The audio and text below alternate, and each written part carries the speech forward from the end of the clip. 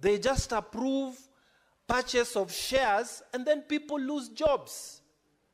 Those who are trading with KBL, they lost jobs. The business people who are sustaining life and limb, they lost all those business opportunities. The Capital Markets Authority sitting in Nairobi, they just approve the transfer of shares, Madam Speaker, without even moving to where these companies were producing, without the principle of public participation. Madam Speaker, I entirely agree that we need to look at this law again. My colleague here has mentioned that in the economies within East Africa here, they have regulations on how people from outside can buy shares into companies in this country. Madam Speaker, even if the owners of those companies are making money, how can it be that because of your greed, you just sell a company and then 6,000 people become unemployed, Madam Speaker? And Capital Markets Authority sitting in Nairobi does not bother to go to Mombasa, does not bother to come here in Nairobi to see what is happening, and they just approve. They look at papers and they approve that let Diego buy this company, and then people become jobless. Madam Speaker, it is heartless. And this petition by Mr. Rono Nicholas, Madam Speaker, should trigger something within the soul of Kenya, that it is not just about making money.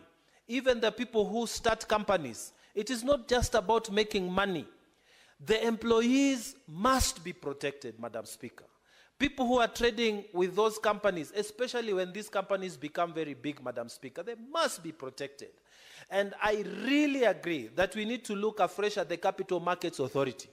The CEO who is sitting there, those people who approved the killing of industry within Kenya, they are looking at papers and approving shares in Nairobi. Shame on you for creating poverty amongst families as people become millionaires and they take golden parachutes and they go home.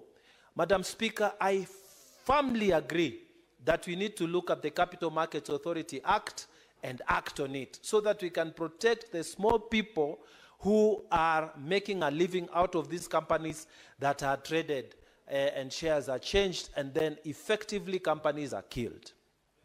Madam Speaker, another major recommendation is about the Competition Authority of Kenya.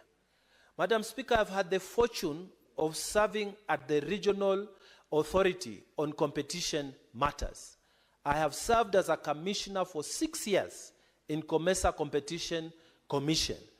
This is the equivalent of COMESA competition. This is the equivalent of the Competition Authority of Kenya at the regional level. And Madam Speaker, I am shocked that the Competition Authority of Kenya has received